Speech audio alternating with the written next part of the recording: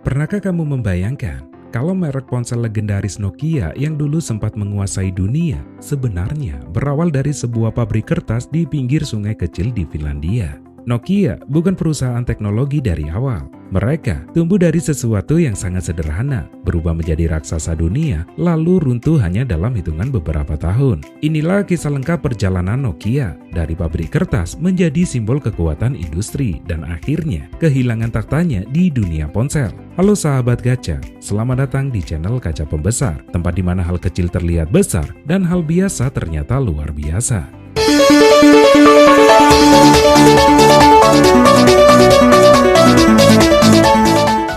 Bagian pertama, awal yang sederhana. Kisah Nokia dimulai pada tahun 1865 ketika seorang insinyur pertambangan asal Finlandia bernama Fredrik Idestam mendirikan sebuah pabrik bubur kayu di tepi sungai Nokianvirta. Pabrik itu menghasilkan bahan dasar kertas dan lokasi berdirinya di daerah bernama Nokia. Kemudian menjadi asal nama perusahaan ini. Beberapa tahun kemudian bisnis Idestam mulai berkembang. Ia membuka pabrik kedua dan bersama temannya yaitu Leo Mechelin, mereka mendirikan perusahaan resmi bernama Nokia IB. Namun di masa itu Nokia belum ada hubungannya sama sekali dengan teknologi atau komunikasi. Baru pada awal abad ke-20 Nokia mulai berkembang ke bidang industri lain, terutama setelah bergabung dengan dua perusahaan besar Finlandia lainnya. Di antaranya yang pertama, Finnish Rubber Works, yaitu perusahaan pembuat ban dan sepatu karet. Yang kedua, Finnish Cable Works, yaitu produsen kabel listrik dan telekomunikasi.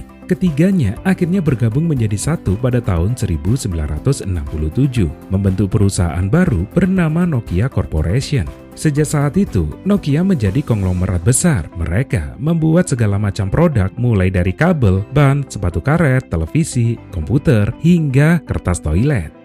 Belum ada yang tahu kalau perusahaan ini kelak akan menjadi legenda di dunia komunikasi global.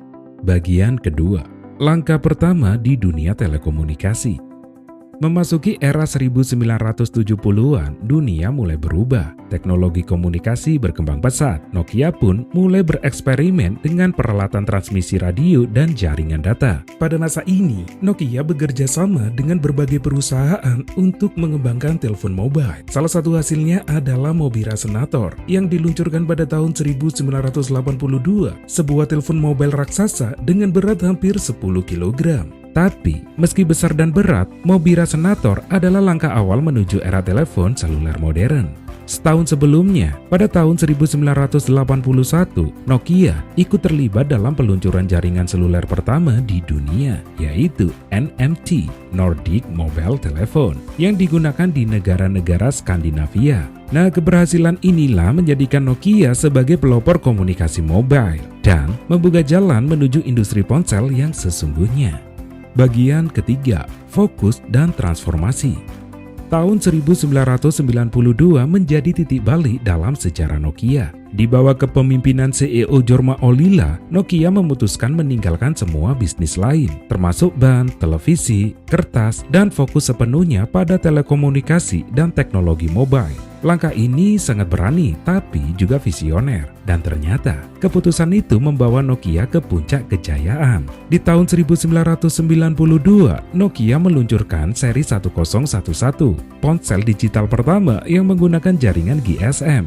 Dari sini, Nokia mulai menciptakan berbagai inovasi besar di dunia komunikasi.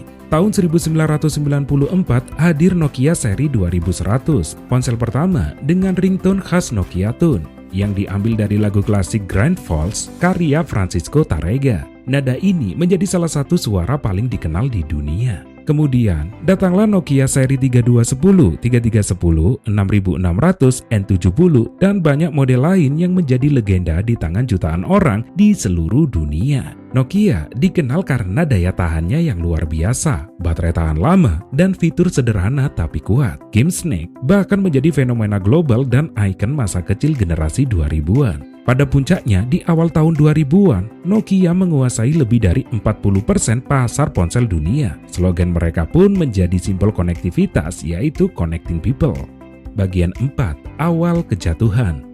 Namun, puncak kejayaan seringkali menjadi awal dari kejatuhan. Pada tahun 2007, Nokia berubah total. Apple memperkenalkan iPhone, sebuah ponsel layar sentuh dengan sistem operasi baru yang revolusioner. Setahun kemudian, Google meluncurkan Android yang bebas digunakan oleh berbagai produsen ponsel. Sementara itu, Nokia masih menggunakan sistem operasi lamanya, yaitu Symbian, yang meski stabil tapi tidak cocok untuk layar sentuh dan sulit dikembangkan. Kesalahan terbesar Nokia adalah meremehkan perubahan zaman. Mereka lambat beradaptasi dan tetap mempertahankan sistem lama ketika pesaingnya sudah berlari jauh dengan inovasi baru. Pasar pun mulai beralih ke iPhone dan Android dan penjualan Nokia mulai menurun drastis. Di tahun 2011, Nokia mencoba bangkit dengan bekerja sama bersama Microsoft, meluncurkan Nokia Lumia dengan sistem operasi Windows Phone. Desainnya menarik, kameranya bagus, tapi sayangnya ekosistem aplikasinya sangat terbatas. Konsumen lebih memilih Android dan iOS. Perlahan tapi pasti, kejayaan Nokia mulai runtuh. Dan akhirnya pada tahun 2014, Nokia menjual seluruh divisi ponselnya kepada Microsoft dengan nilai jual 7,2 miliar dolar. Nama Nokia mulai menghilang dari pasar ponsel dan era yang dulu mereka kuasai berakhir. Bagian kelima, babak baru dan kebangkitan.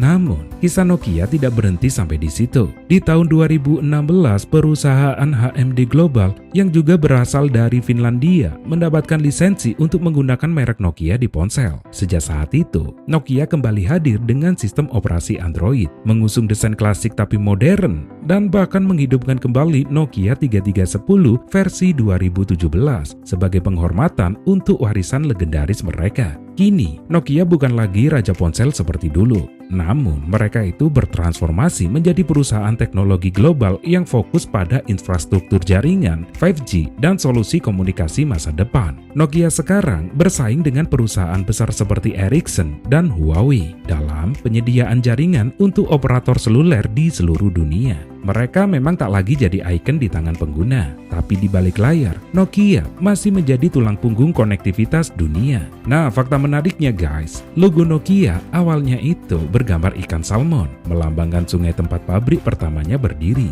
Dan ponsel Nokia 1100 adalah ponsel terlaris sepanjang masa dengan lebih dari 250 juta unit terjual.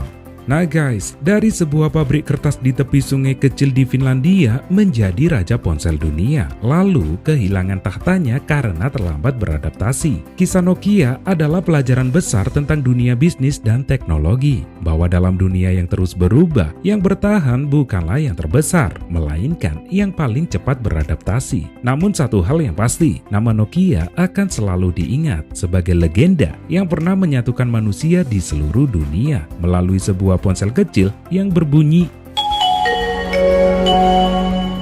Terima kasih sudah menonton sampai akhir. Itulah tadi pembahasan unik dari kaca pembesar. Channel ini masih baru banget, jadi kritik, saran, dan dukungan dari kalian sangat berarti supaya bisa terus berkembang dan menghadirkan konten yang lebih seru lagi. Kalau kalian suka dengan video ini, jangan lupa klik tombol like, subscribe, dan nyalakan lonceng notifikasinya supaya nggak ketinggalan fakta unik, sejarah menarik, dan misteri lainnya yang akan kita kupas di sini. Sampai jumpa di video berikutnya dan tetaplah melihat dunia dengan kaca pembesar.